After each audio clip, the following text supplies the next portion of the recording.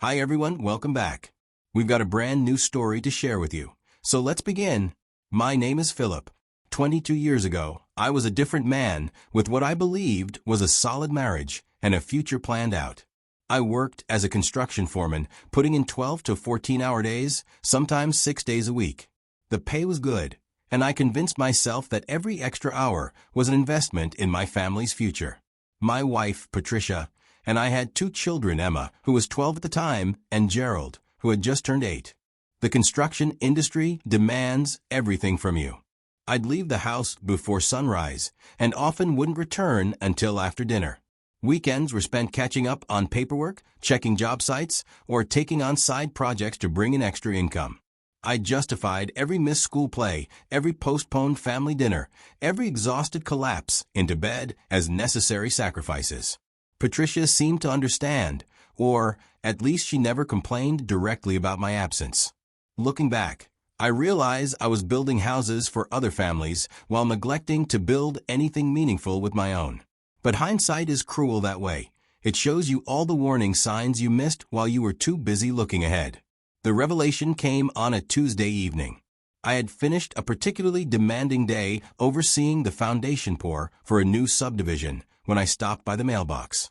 My neighbor Tony was outside watering his lawn, and he called me over with that awkward hesitation people have when they're about to share uncomfortable news.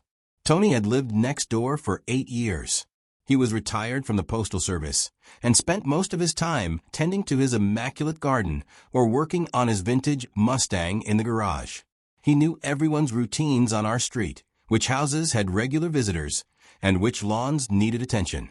He was the kind of neighbor who noticed everything, but usually minded his own business. That evening was different. Tony turned off his hose and walked over to the fence separating our properties. He looked uncomfortable, shifting his weight from one foot to the other before finally speaking. He told me that he'd noticed a pattern over the past few months. A man in a blue Chevrolet Silverado had been visiting my house regularly during the day, always when my truck wasn't in the driveway. The visits lasted hours, usually from late morning until mid-afternoon. My first reaction was denial. I told Tony he must have been mistaken, that maybe it was a repair service or someone Patricia had hired for household work. But Tony shook his head and described the man in detail, without mentioning the uniform of any service company. He'd seen the same man multiple times over several weeks, always during my work hours. The information was hard to digest, but I fought against believing it. Patricia and I had been married for 15 years. We'd built what I thought was a life together, created 2 beautiful children, weathered financial struggles and family losses. The idea that she would betray that foundation seemed impossible. But doubt, once planted, grows quickly in the dark. Over the next 3 days, I found myself paying attention to details I'd previously overlooked. Patricia seemed different when I came home, more distant, less interested in hearing about my day. She'd started doing laundry more frequently, and I noticed she'd been buying new clothes, things she claimed were necessary for school events or neighborhood gatherings I never attended. The breaking point came on Friday. I left for work as usual, but my neighbor wanted to show me he was right, so he sent me a photo with a timestamp. It was a blue Silverado parked in my driveway that morning. I was trying to process what I was seeing. Part of me wanted to storm home and confront whatever was happening. Another part hoped there was an innocent explanation. I couldn't abandon the task I was handling, so I thanked my neighbor and went on with my day. That evening, I came home at my usual time. Patricia was in the kitchen preparing dinner, acting completely normal. Emma was at the dining table working on homework, and Gerald was in the living room. It looked like any other weekday evening in our house. I waited until after dinner, after the kids were in their rooms. Patricia was loading the dishwasher when I finally asked her about the blue car in our driveway. I tried to keep my voice calm, giving her a chance to explain. Her initial response was confusion. She asked what I was talking about, claimed she hadn't noticed any unusual vehicles in the driveway. When I pressed for details, mentioning Tony's observations and the photo from that morning, her demeanor shifted completely. The denial phase lasted about 10 minutes. She insisted that Tony was a nosy old man who had nothing better to do than spy on his neighbors. However, when I remained persistent and made it clear that I wasn't going to let this go, she became defensive. The conversation escalated quickly from there. She accused me of emotional abandonment, of caring more about work than my family. She said I had no right to question her activities when I was never home to participate in our daily lives. She told me that Sam, the man with the blue truck, was someone she'd met at Gerald's school. He was recently divorced, understanding, and actually available for conversation and companionship.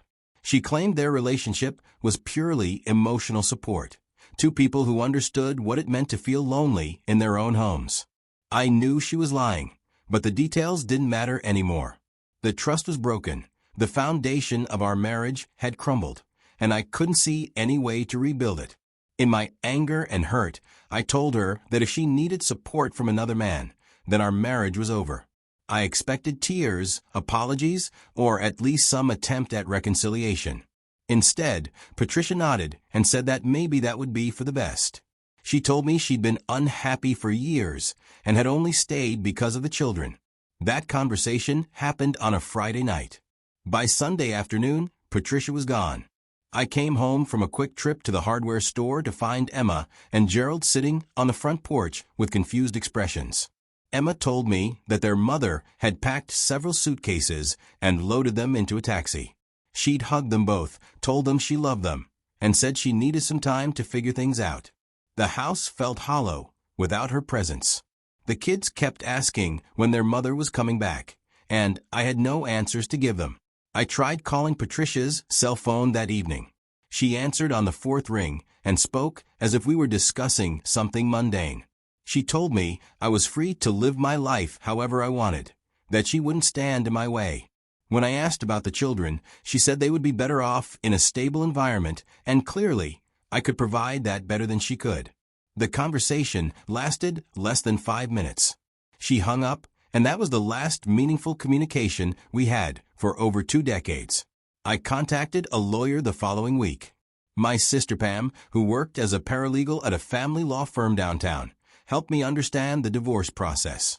She connected me with her boss, an experienced family attorney who agreed to take my case. The legal proceedings proved more complicated than I expected. Serving divorce papers to Patricia required tracking down her location, which took several weeks. She was staying with Sam in an apartment across town, a fact I learned through a private investigator the lawyer recommended. When Patricia finally received the papers, she refused to sign them. She also didn't contest them in court or hire her own attorney. She simply ignored the entire legal process, which created a bureaucratic nightmare that stretched on for months. My lawyer explained that we could obtain a default judgment if Patricia continued to avoid participating in the proceedings. This meant the court would grant the divorce and custody arrangements without her input, but it required following specific legal protocols and waiting periods. The process took nearly 8 months to complete. During that time, I was essentially a single parent while still technically married. Emma and Gerald adjusted to their new reality with the resilience children often display, but I could see the confusion and hurt in their eyes. Emma, being older, understood more about what had happened. She asked direct questions about why her mother had left and whether she was coming back. I tried to be honest, without damaging her perception of their mother entirely. I told her that sometimes adults make decisions that hurt other people, and that her mother was dealing with problems she couldn't handle properly. Gerald's response was different. He became quieter and started having nightmares. He would wake up crying and ask if I was going to leave, too. Those moments broke my heart in ways I hadn't known were possible. Managing work and single parenthood required completely restructuring my life. I reduced my hours as much as possible without jeopardizing my job, which meant taking a significant pay cut. My boss, understanding the situation, allowed me to adjust my schedule so I could drop the kids off at school and be home earlier. My sister Pam became invaluable during this period. She picked up Emma and Gerald from school 3 days a week and watched them until I finished work. My mother, who lived 2 hours away, drove down every other weekend to help with household tasks and give me brief breaks from the constant responsibility. The financial strain was immediate and severe. Patricia had contributed to our household income through her part-time job at a local insurance office, and losing that income while simultaneously taking on legal fees created serious budget problems. I had to refinance our house to cover the attorney costs and create breathing room for daily expenses. But the emotional challenges were far more difficult than the financial ones. I had to learn how to be present for my children in ways I'd never been required to be before. All the responsibilities Patricia had handled became mine alone. Emma started having problems at school. Her grades dropped, and her teachers reported that she seemed distracted and withdrawn. I arranged for counseling through the school district, which helped both children process their mother's abandonment in healthier ways. Gerald developed behavioral issues that manifested as defiance and testing boundaries. He would refuse to follow basic household rules and throw tantrums when disciplined. I learned that this was his way of testing whether I would abandon him too, and it took months of consistent responses to rebuild his sense of security. The default divorce judgment was finalized nearly a year after Patricia had left. I was granted full custody of both children, with provisions for visitation if Patricia ever chose to establish regular contact. She never did. The years that followed were a gradual process of building a new normal. Emma and Gerald slowly adapted to life with just their father, though they both carried emotional scars from their mother's abandonment that influenced their relationships and trust issues for years. I learned to navigate the complexities of raising children alone. Emma excelled academically despite her emotional struggles, throwing herself into schoolwork as a way of maintaining control in her life. She graduated as valedictorian of her high school class and earned a full scholarship to study engineering at the state university. Gerald took a different path, struggling with authority figures throughout his teenage years, but eventually finding his passion in athletics. He earned a partial scholarship to play baseball at a smaller college and graduated with a degree in sports management. Around the time Emma started college, I met another woman, Lynn. She was a teacher at Gerald's high school, who had helped him through some difficult periods during his junior year. Our relationship developed slowly, built on mutual respect and understanding rather than the passion and naivety of my first marriage. Lynn understood that my children would always be my priority, and she never tried to replace their mother or force a relationship they weren't ready for. Emma and Gerald appreciated her presence without feeling threatened by it, and over time, she became an important part of our family structure. By the time Gerald graduated from college, both children had established successful independent lives. Emma was working as a civil engineer for a consulting firm in the state capital, and Gerald had been hired as an assistant coach for a minor league baseball team. They both maintained regular contact with me, but had their own apartments, relationships, and futures to build.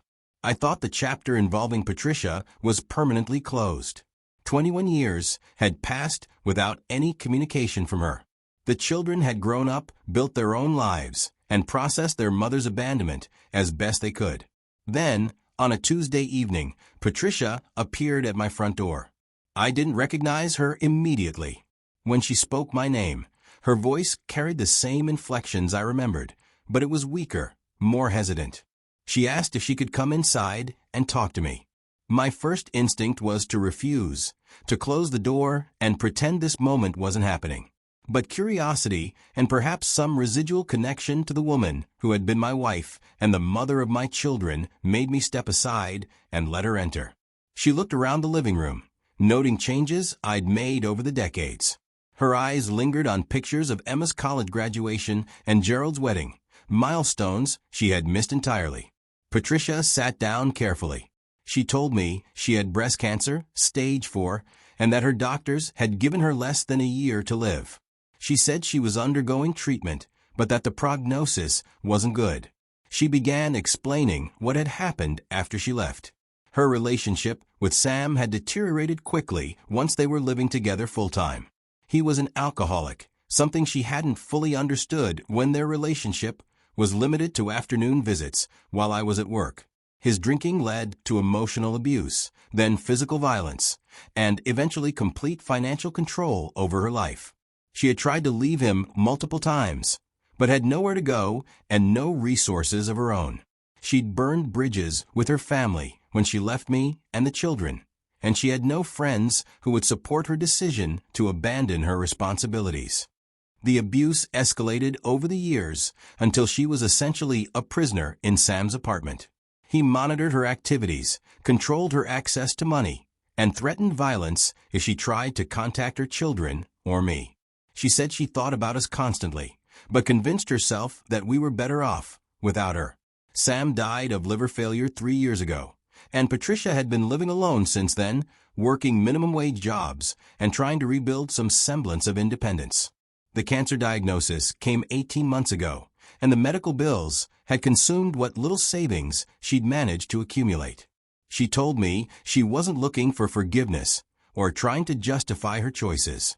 She said she understood that her actions had been unforgivable and that she had forfeited any right to be part of our family. But she wanted to make peace with the past before she died, and she hoped to see Emma and Gerald one more time. I listened to her entire story without interrupting. When she finished, I told her that while I appreciated her honesty, I wasn't the person she needed to seek forgiveness from. If she wanted to make peace with the past, she needed to speak with Emma and Gerald directly.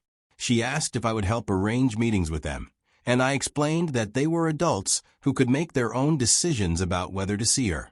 I gave her their phone numbers, but made it clear that I wouldn't advocate for her or try to influence their choices. Over the following weeks, Patricia contacted both Emma and Gerald. I learned about these conversations through my children, who called me to discuss their mother's reappearance and ask for my advice about how to handle the situation. Emma's response was direct and uncompromising. She told Patricia that she had needed a mother during the difficult years of adolescence, during college stress, and when she was building her career. She said that Patricia's absence during those crucial periods couldn't be forgiven with a deathbed confession, and that she had no interest in developing a relationship now. Gerald's conversation with his mother was longer, but reached the same conclusion. He told her about the behavioral problems he developed after she left, the trust issues that had affected his relationships throughout his 20s, and the therapy he'd needed to process her abandonment. He said he was glad she was seeking peace, but that he couldn't provide the absolution she was looking for. Both Emma and Gerald asked me how I felt about their decisions, and I told them I supported whatever choice they made. Patricia had been absent during the years when they needed her most, and they had every right to prioritize their own emotional well-being over her desire for reconciliation. Patricia called me one final time after speaking with both children. She thanked me for giving her their contact information and said she understood their decision not to see her. She told me she was grateful that I had raised them to be strong, independent people who could make difficult choices and stick by them. She also thanked me for not turning them against her during the years after she left. She said she had expected them to be filled with hatred toward her, and she was surprised that their rejection was based on principles rather than anger. I told her that I had forgiven her years ago, not because her actions were forgivable, but because carrying anger and resentment would have damaged my ability to be a good father. I explained that forgiveness was a choice I made for my own peace of mind, not a gift I was giving to her. That conversation happened 6 months ago. I learned through Pam, who had maintained some distant connections to mutual acquaintances, that Patricia passed away last month. She died in a hospice facility, alone, which I found sad despite everything that had happened between us. I called Emma and Gerald to inform them of their mother's death. Neither expressed regret about their decision not to reconcile with her, but both seemed relieved that her suffering was over. We didn't attend the funeral, which was a small service arranged by the hospice staff. Looking back on the entire experience, I don't regret the choices I made or the way I handled Patricia's return. My responsibility was always to protect and support Emma and Gerald, and I believe I did that successfully despite the challenging circumstances. The years of single parenthood were difficult, but they taught me lessons about resilience, patience, and unconditional love that I wouldn't have learned otherwise. Emma and Gerald became my closest relationships, and the bond we developed during those challenging years remains strong today. I sometimes wonder what would have happened if I had handled the initial discovery of Patricia's affair differently, or if I had been more present during the early years of our marriage. But those questions don't have meaningful answers, and dwelling on them serves no productive purpose. What I know for certain is that the experience taught me the importance of being present for the people who matter most, of choosing forgiveness for my own peace rather than as a gift to others, and of supporting my children's autonomy even when their decisions are difficult to accept. Emma and Gerald have both built successful lives and healthy relationships despite the trauma of their mother's abandonment. They learned lessons about commitment, responsibility, and the importance of being present for the people who depend on you. In some ways, their mother's absence taught them things about strength and resilience that her presence might not have provided. Today, I'm grateful for the life we built together despite the challenging beginning. The experience taught me that families are defined by presence and commitment rather than biology or legal documents, and that love is demonstrated through consistency and reliability rather than dramatic gestures or emotional appeals. The most important lesson I learned is that forgiveness is a process, not a single decision, and that it's possible to forgive someone while still maintaining healthy boundaries. I forgave Patricia for my own peace of mind and to model healthy emotional processing for my children, but that forgiveness didn't obligate me to welcome her back into our lives or to encourage my children to do so. Emma and Gerald made their own decisions about their mother based on their own experiences and emotional needs, and I supported those decisions because respecting their autonomy was more important than any abstract notion of family reconciliation. In the end, we became a stronger family because of the challenges we faced together, and that strength has continued to serve us well in all the years since.